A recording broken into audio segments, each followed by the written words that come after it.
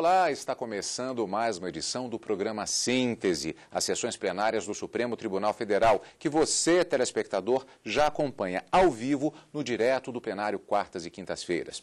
Hoje nós vamos rever os destaques da sessão plenária do dia 4 e 5 de novembro de 2009.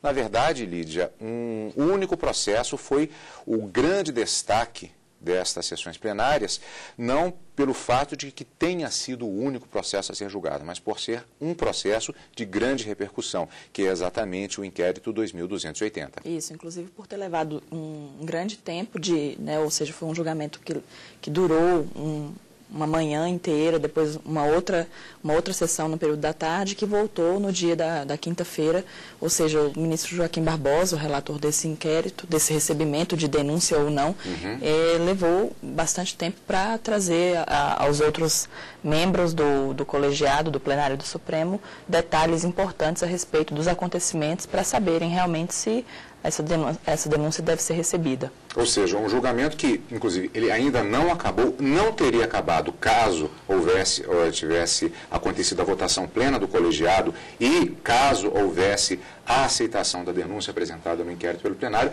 De qualquer maneira, é um processo que tem uma expectativa de se estender ainda por algum tempo. E nesse caso, já adiantando até um pouco o resultado, embora os telespectadores que acompanharam pelo direto do plenário já sabem, houve um pedido de vista em relação a este processo.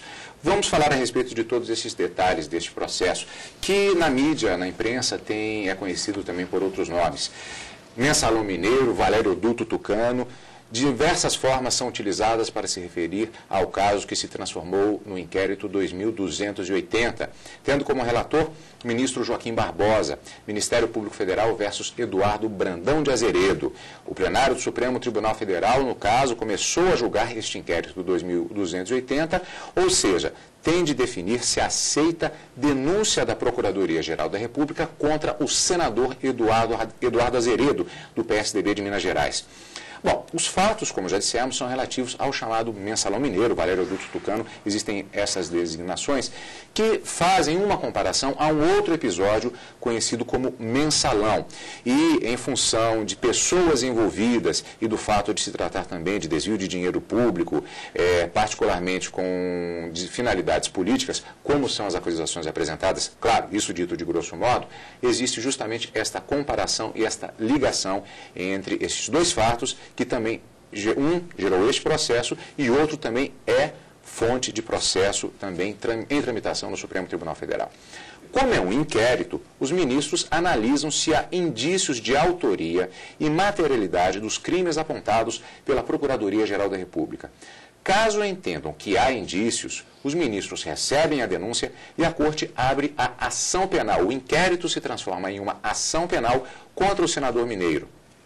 Se o plenário julgar ausentes esses indícios, a denúncia é rejeitada e o inquérito é arquivado. Ou seja, a gente insiste bastante nessa tecla aqui, não é, Lídia? O inquérito no Supremo Tribunal Federal, havendo a aceitação da denúncia, não significa uma condenação prévia daquele que se transforma, a partir da instauração da ação penal, em réu. Isso, com certeza não. Nós temos diversas fases que uma persecução criminal, ou seja, a busca do Estado pela punição, realmente se a pessoa tiver cometido o crime, ela tem fases. Então, como nós temos um senador sendo investigado, esse inquérito ele não é feito no âmbito apenas da polícia, porque normalmente quando é uma pessoa que não seja um parlamentar, por exemplo, esse inquérito é feito pela polícia e depois a polícia, o delegado, após efetivar todo o inquérito, encaminharia ao judiciário. Aqui não, o inquérito já é feito pelo próprio Supremo Tribunal Federal, obviamente com o auxílio da polícia, mas ele é presidido pelo ministro relator daquele inquérito, que é o ministro Joaquim Barbosa.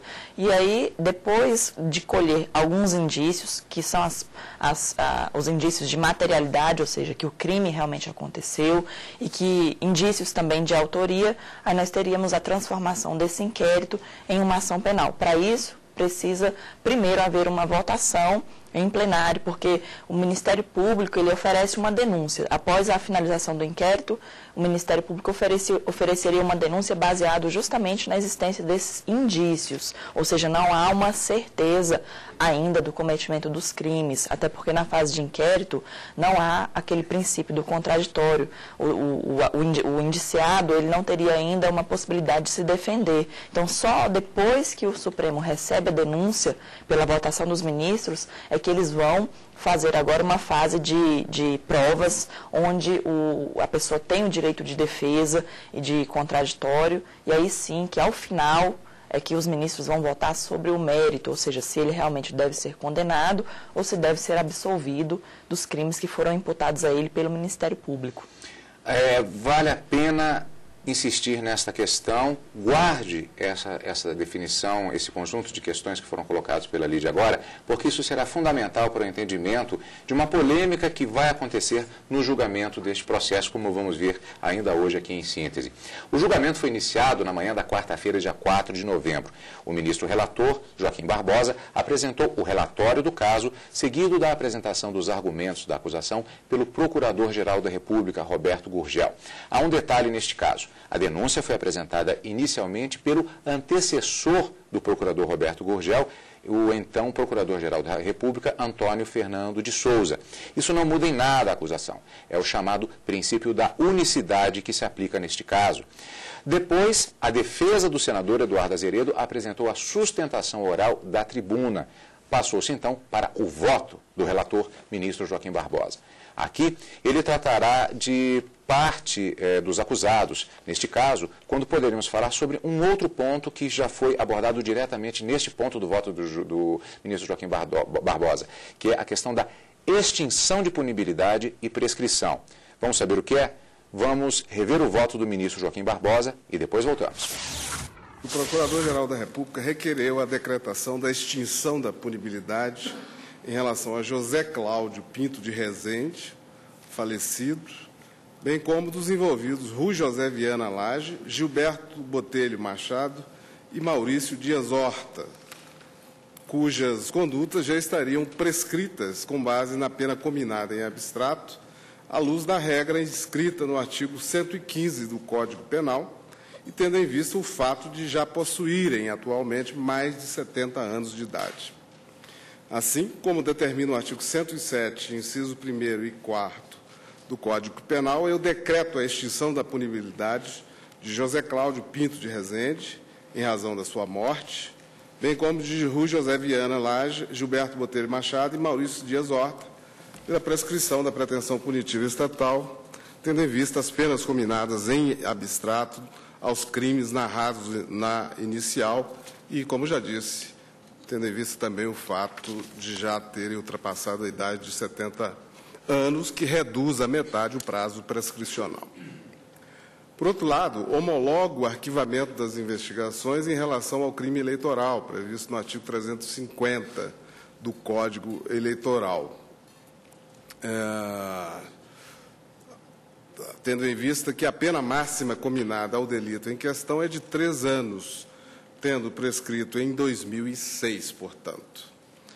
Por força da decisão em que determinei o desmembramento do inquérito, transitada em julgado, o presente julgamento está circunscrito às imputações dirigidas contra o acusado Eduardo Azeredo, único dos investigados que possui prerrogativa de foro perante esta Corte.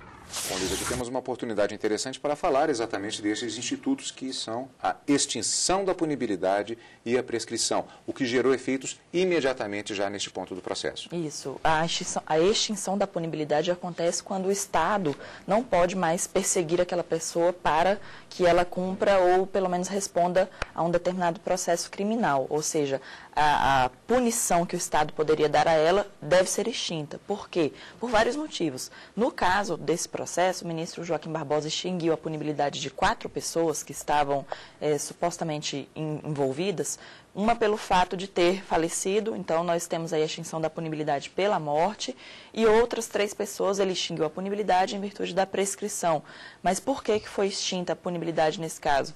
Por que foi prescrito? Porque as pessoas tinham mais de 70 anos, e o Código de Processo Penal e o Código Penal, eles trazem essas questões de idade, ou seja, o Código Penal no artigo 115 diz que se uma pessoa tiver mais de 70 anos, o prazo de prescrição, ou seja, aquele prazo que o Estado tem para correr atrás e buscar a punição daquela pessoa, é reduzido pela metade, até porque ela já está com uma idade avançada. Então, como esses três, por último, eles já tinham mais de 70 anos, o ministro Joaquim Barbosa verificou que o prazo já estava prescrito e não poderia mais o Estado buscar essa punição. E extinguiu a punibilidade de 4 pessoas. É interessante abordar essa questão, inclusive, sobre a extinção da punibilidade da pessoa falecida, porque pode parecer uma redundância, mas, na verdade, é necessário que a Justiça declare que isso aconteceu. Em outros tempos, inclusive, não era dessa forma.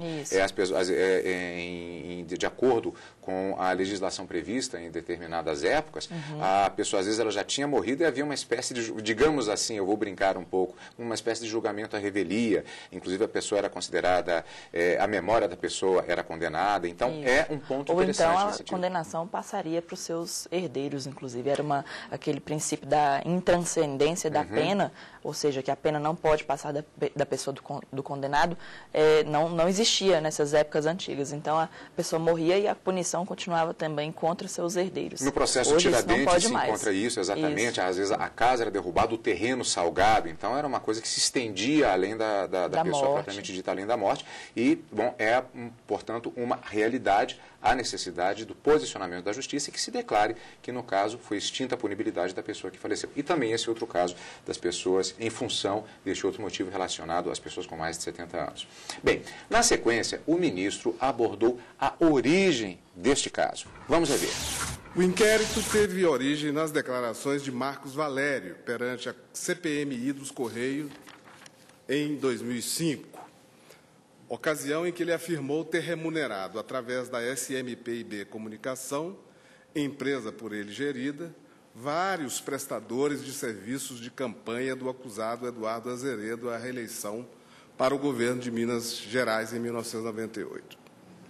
Os nomes de algum desses prestadores de campanhas e colaboradores constaram da lista apresentada por Marcos Valério à CPI.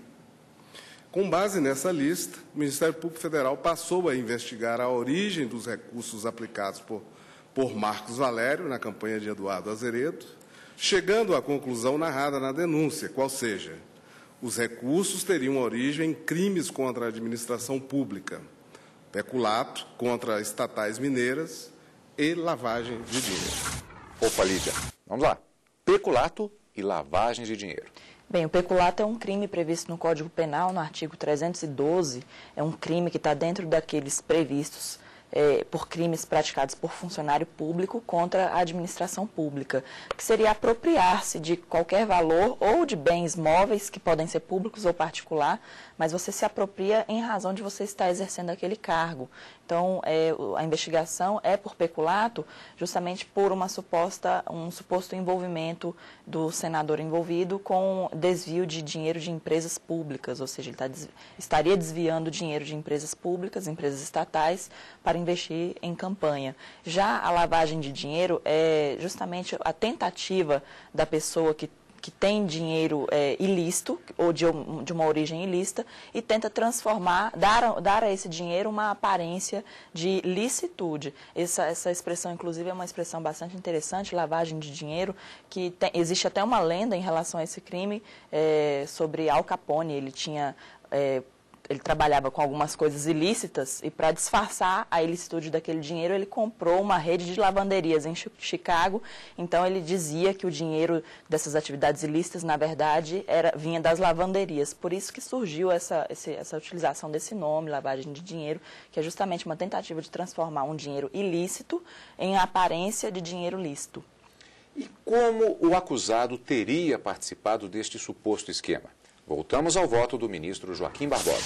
Segundo a denúncia, teriam sido desviados, aspas, pelo menos R$ 3.500.000 dos cofres públicos do Estado de Minas Gerais para a campanha de reeleição de Eduardo Azeredo, tendo como candidato a vice Clésio Andrade. 13 empresas públicas seriam as fontes diretas dos recursos: a Copasa, a Comig e o Benge. Para viabilizar a aplicação desses recursos em sua campanha, sem vinculá-los aos crimes antecedentes praticados contra a administração pública, o acusado teria utilizado os serviços de Marcos Valério, Ramon e Cristiano Paz, os quais, por meio da SMPIB Comunicação Limitada e da DNA Propaganda, obtiveram empréstimos milionários junto ao Banco Rural e supostamente teriam colocado em prática mecanismos característicos do crime de lavagem de dinheiro, ou seja, utilizaram tais recursos na campanha do acusado, saldando os empréstimos com o dinheiro público em tese desviado, pelo menos parcialmente. Os fatos imputados ao acusado Eduardo Azeredo apresentam inúmeras semelhanças com o caso denominado Mensalão, tendo sido considerado pelos órgãos de persecução estatal como o embrião dos episódios ocorridos em 2003 e 2004, cuja eclosão em 2005 permitiu a instauração do presente procedimento investigatório. Não só os agentes em tese envolvidos, Marcos Valério, Cristiano, Ramon, o Banco Rural, mas também o modus operandi, ou seja, a obtenção de empréstimos aparentemente fictícios para a formação de caixa 2 de campanha, permitem a comparação. No caso presente, contudo, o caixa 2 da campanha teria sido formado com recursos públicos, controlados diretamente pelo acusado, na qualidade de governador do Estado de Minas Gerais à época dos fatos. Dessa maneira, os crimes de peculato teriam sido praticados com o fim de obter recursos extras para a sua campanha de reeleição de 98 e puderam ser utilizados com aparência lícita em razão da lavagem de dinheiro,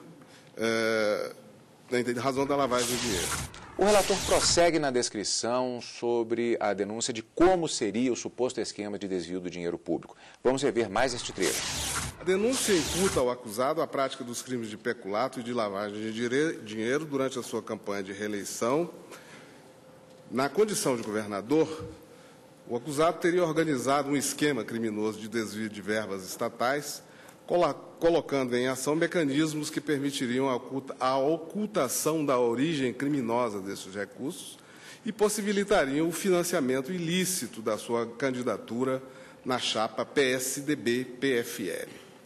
Com efeito, na primeira etapa do suposto esquema, Eduardo Azeredo, utilizando-se do cargo de governador do Estado de Minas Gerais, teria ordenado, segundo o Procurador-Geral, ao secretário adjunto de Comunicação Social do Estado, Eduardo Guedes, a expedição de ofícios às empresas Copasa, Comig e Albenge, determinando aos seus presidentes e diretores o patrocínio do evento esportivo Enduro Internacional da Independência. Este alegado patrocínio implicou a transferência de recursos estatais para a empresa SMPIB Comunicação, que era a responsável pela veiculação publicitária do evento. Numa segunda etapa, através de acordo com os sócios da SMPIB, Eduardo Azeredo teria planejado a aplicação desta verba não no Enduro Internacional da Independência, mas sim na sua campanha à reeleição ao governo do Estado de Minas Gerais. Para tanto, e visando a ocultação da origem destes recursos, Marcos Valério, Cristiano Paz, Ramon Rolebá e Clésio Andrade tomariam empréstimos junto ao Banco Rural, aplicando-os na campanha do acusado Eduardo Azeredo. Tais empréstimos, contudo, viriam a ser liquidados parcialmente com os recursos públicos que a SMPIB Comunicação deveria destinar ao Enduro Internacional da Independência, em triangulação típica do crime de lavagem de dinheiro. Depois do intervalo, nós continuamos acompanhando a apresentação do voto do ministro Joaquim Barbosa neste inquérito 2280. Qual terá sido a conclusão do ministro Joaquim Barbosa em relação às duas acusações de peculato e lavagem de dinheiro? Nós vamos ver isto logo depois do intervalo, aqui em Síntese, que você acompanha na TV Justiça.